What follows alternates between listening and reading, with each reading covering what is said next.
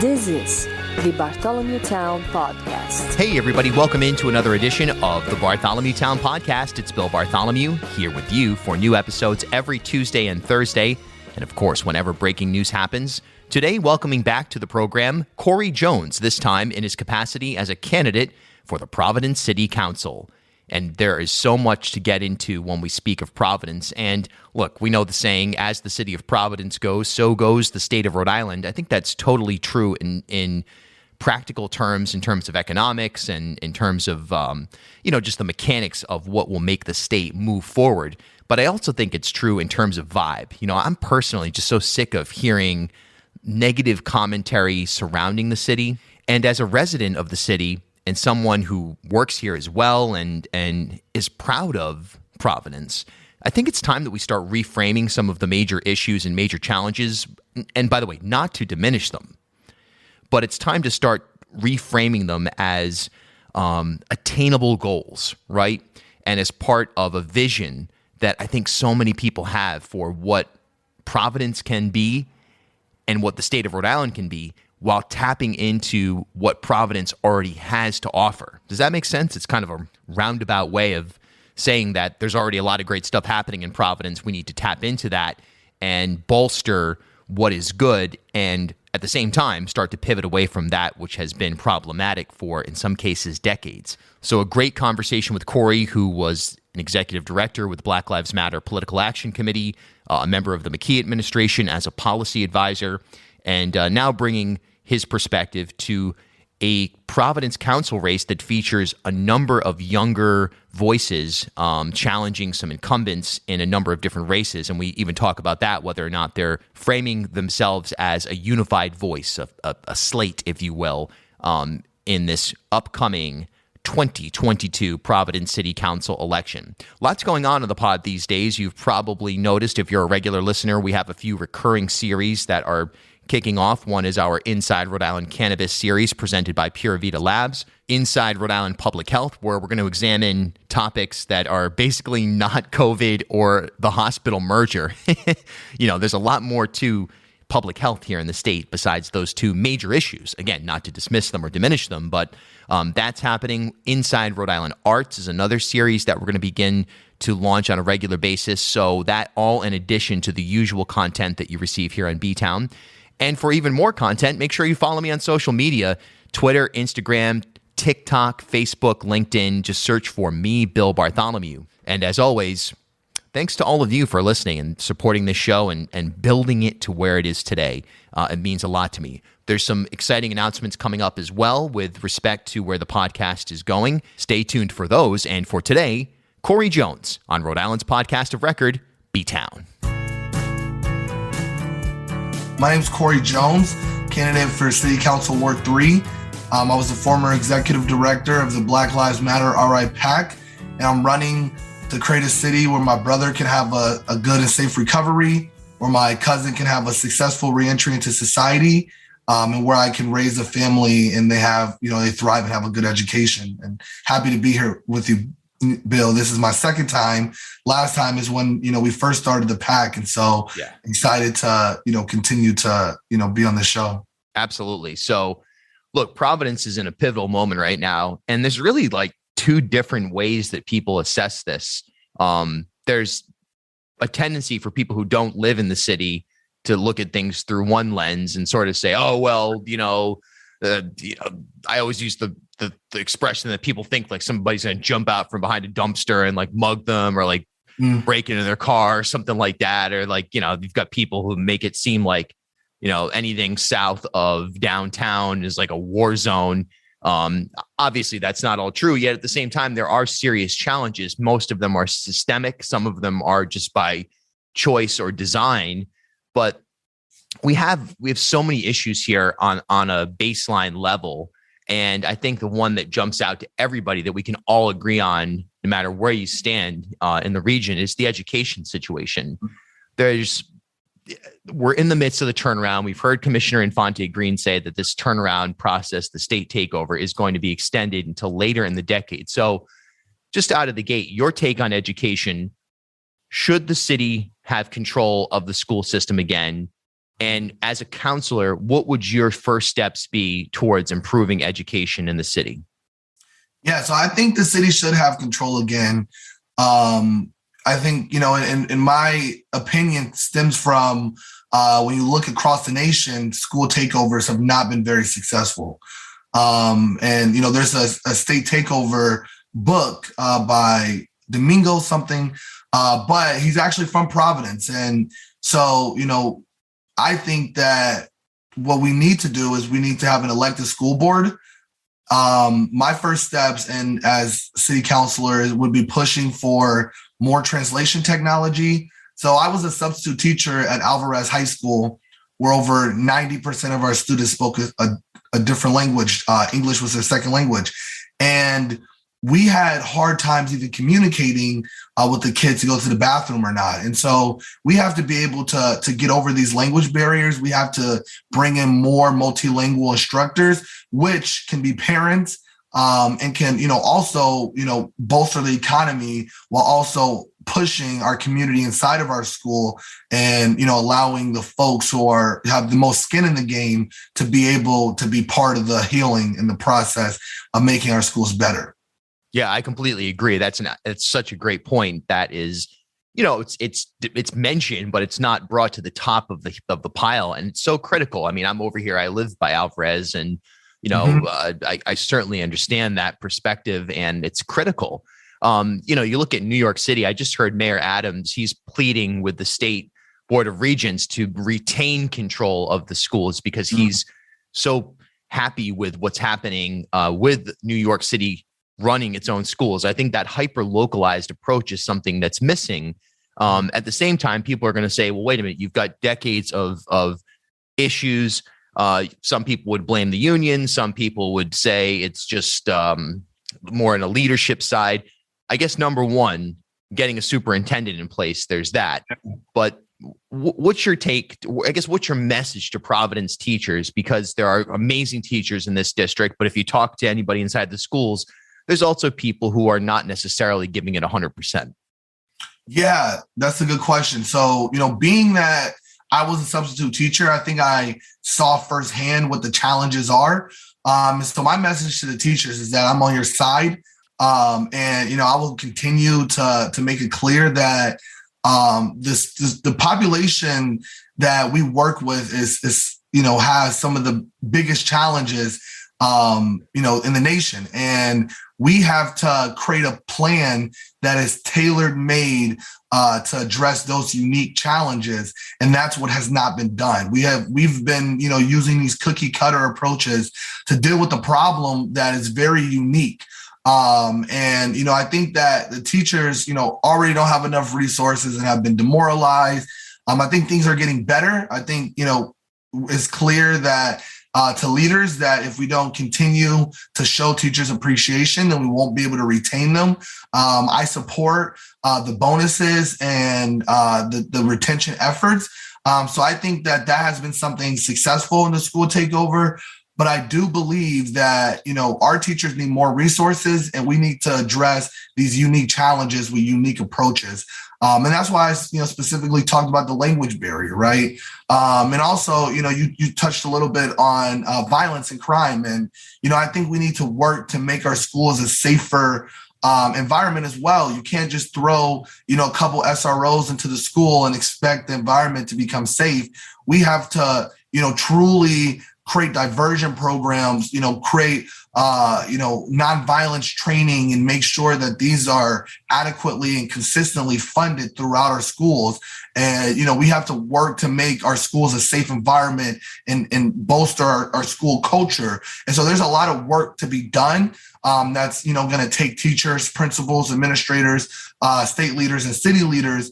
But I don't believe that we should be, pointing the finger at anyone specifically. I think that, this is something that we're all going to have to come together and put our minds together and fix. Where do you stand on SROs? Yeah, so I think that SROs should be phased out. But I think what a lot of people miss is that the teachers and the principals and administrators have to be bought in, as well as the students. They have to be completely bought in and organized for those efforts to work. You can't take SROs out of schools if the principal and the teachers feel like that's their main line of safety. And so I'm for creating these new systems and putting counselors in schools. But I think we have to, approach it in a situation of, how do we create buy-in? How do we organize students? How do we, create this better system? And then let's have discussions about what the phase out will look like. Yeah, that's a mature approach to it. Absolutely. Because the notion of just pull the plug tomorrow morning or something like that, while on an advocacy side, it makes sense. On a practical side, it's just one of those things that there's a lot of dependency on that system that you don't want to, it's like Jenga blocks, you pull it out, all of a sudden the thing collapses. Right. And I think the teacher union made a really good statement around removing SROs, that, acknowledge that these systems cannot continue to exist, but we do acknowledge that, it's not as easy as, it's said to be, so from my internal experience of working on the inside, I've seen that these principals, I'm pretty sure that every single principal who has an SRO supports keeping SROs. And so, until we have buy-in from that principal and have a plan that he feels safe or she feels safe, we can't, just immediately remove these SROs. There's been an issue over the last few months. At times, it's gotten almost silly the way it's been portrayed, but it's a serious issue, and that is the employee vaccine mandate, particularly how it affects police departments. The policy was put into place. There was a lot of pushback from Mike Amande and the Providence Police Union. We also saw John Igliozzi, Providence City Council president, get involved and sort of be, an advocate for the police that they ought not to be required to be vaccinated. This went back and forth for a little while. We're taping on, I don't know what's date, March 9th. Last week, it was announced, I think it was actually earlier this week, that it was announced that vaccine mandate was going to be was not going to be enforced. There'll be a testing element instead. We haven't seen a lot of victory parading. We had Mike Amande on the radio show, on the Dan York show, and I'm part of it. We had John Igliozzi on the radio show, and he made it seem like, look, this was a victory, but at the same time, it's people aren't cheering. It's sort of just quietly going away. Where do you stand on that particular issue? Are you satisfied with where this is at? No, I'm not. And, I think it started off as political theater, on Igliozzi's behalf. And I was very disappointed with it. But I think, and I'm not happy that the mayor has reversed the mandate. I was happy to see that he was standing strong on it, and I'm happy to see that he got a lot of progress. But I still don't think you can make an exception at the last minute. I think, when the police's motto is to protect and serve, that means health. They have to protect us from catching this virus as well. You can't, catch a burglar in our home and then give everybody COVID and then your grandmother dies, or someone who, has, a developmental disability or some type of vulnerability dies because of the ignorance of a police officer. And so, I think, we should have stood strong on that. I think that we cannot operate in a way where we allow the police to be above what their motto is, which is protecting and serving.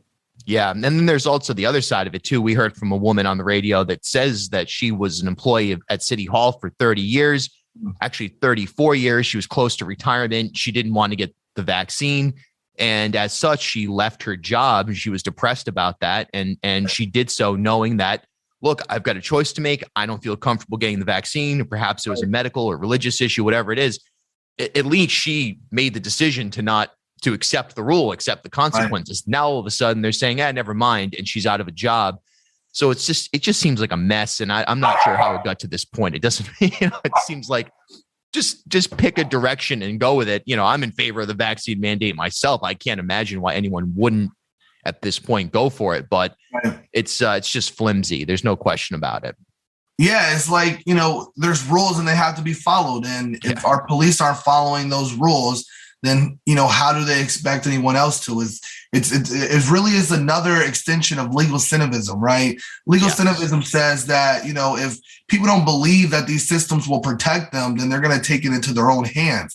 And if they don't believe that our police are living up to their own laws, and are following the laws and regulations and rules, then why should they? And so we have to combat that, and we have to all, be held to a higher standard as city employees, as, city councilors, as police officers. And if our police can't even hold themselves to that standard, then, they're really creating a perception in the community that, folks don't have to follow rules, right?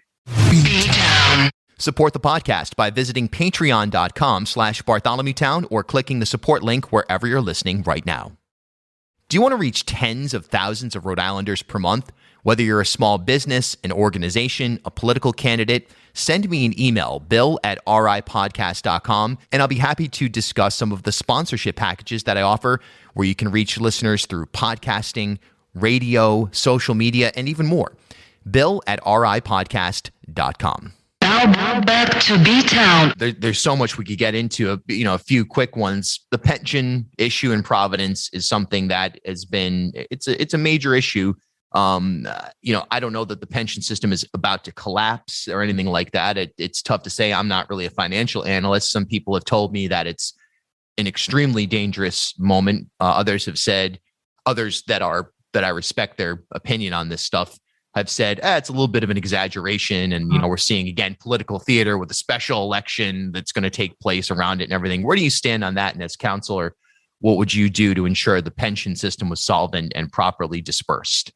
Yeah, so I've heard folks say that, long as we're solvent, is not as dire as folks have made it up to be. But I do think that, if we don't solve this problem now, it's going to stranglehold us from doing extra spending and from making all these good things that a group of us, are calling for in this new city council. And so I believe that, the biggest barrier with the pension system has been the city and the state don't have the type of relationships that are necessary to get big things like this done. So I worked at the State House for 11 months, and I didn't see, and no offense to my, future colleagues, but I didn't see one city councilor or the mayor in the State House at one time, and so building these relationships is going to be essential when you want something big to be passed. And you can't just come around once you have, a big proposal.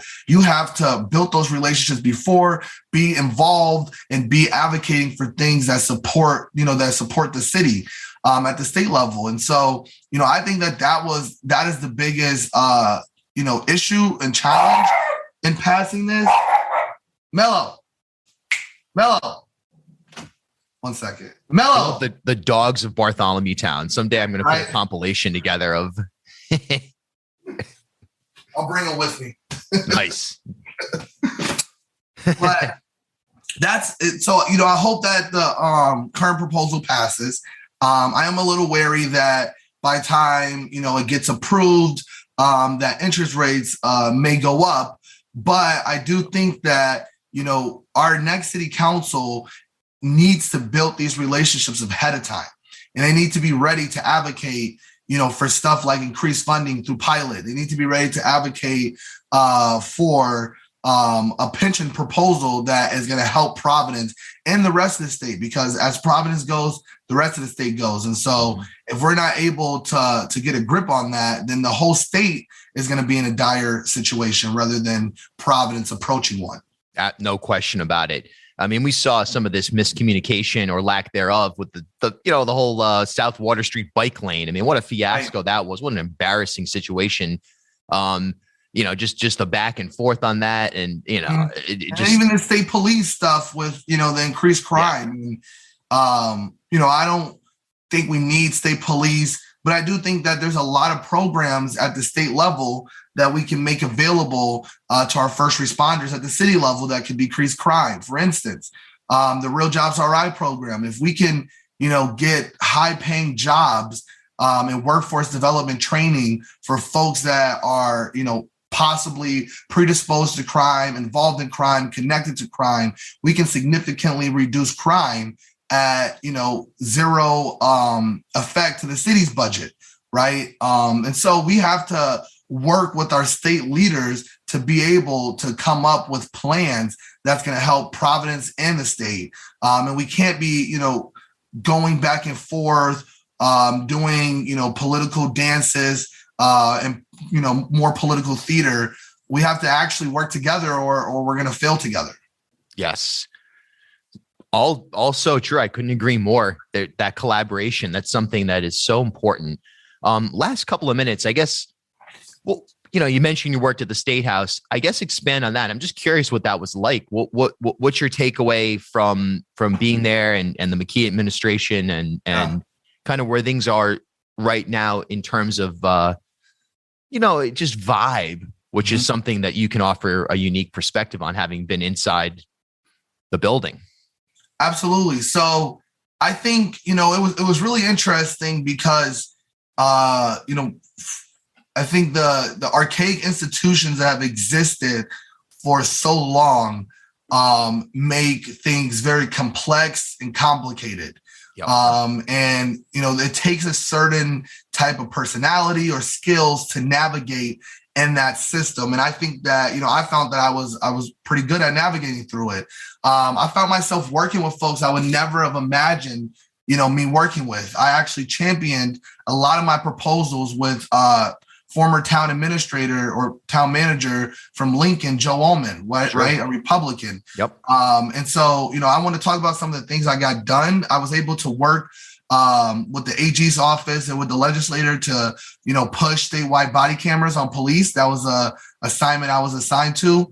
I was also a part of the Harm Reduction Center's regulations. I represented our office and brought back information, and also, was very vocal on, making sure that however we write these regulations, that, with equity in mind, meaning we can't just write these regulations for, heroin and opiate uses. We have to also write it for inhalation and crack use, right? Drugs that affect disproportionately communities of color. I worked really I championed the crisis intervention training in the budget for all 39 cities and towns, police departments, which is something that, the cities and towns, police departments and cities want. They want this crisis intervention training. And so we worked really closely with those cities and towns, as well as Thunder Miss, to make that happen. I worked, really closely with someone in our office named Victoria Scott on the tech updates and Wi-Fi for ACI. Making sure that we're able to have, curriculums of education and training and certification in our ACI. And, when COVID hit, everything was paper before, but, folks weren't able to complete their program because we weren't able to use paper anymore. And so that's going to be huge for the ACI. I worked really closely with Tori again on mental health courts pilot program, which would divert folks from the conventional, harsher system to a mental health court system. And I also worked with the legislators and the coalition against gun violence on banning straw purchases of guns in schools. So, it wasn't easy. Some days I would be asking folks, schedulers, when are they going to a meeting and when are they leaving? I would sit by their door. I would walk them to their next meeting just to get 5 seconds with them. It felt like I was almost, doing everything possible and getting really uncomfortable in order to make things happen. Yeah. And so it wasn't easy, but I felt that, there was a lot of victories that we got. And I hope that I can continue to work with the administration to continue to give victories. I believe that, at the city level, we need to have that type of leverage to work with our executive branch, our legislators, to make things happen. Couple more things. We got Cover All Kids on the budget, and we got $10 million for minority small businesses, all something I advocated very heavily for. Last quick question. It's there's a wave of new and young candidates for city council this year. Sometimes I get press releases or I don't even know how to describe them. I get communication as a group, if you will. You're not the Rhode Island Political Cooperative. You're not doing anything necessarily formally, but would you say that there's an alliance of young candidates that's kind of working together to try to, do something like what we saw with the cooperative? Absolutely. I would say it's informal, but we definitely, are working together as future prospective counselors to have a plan to get to work on day one. Rhode Island's podcast of record, BTOWN.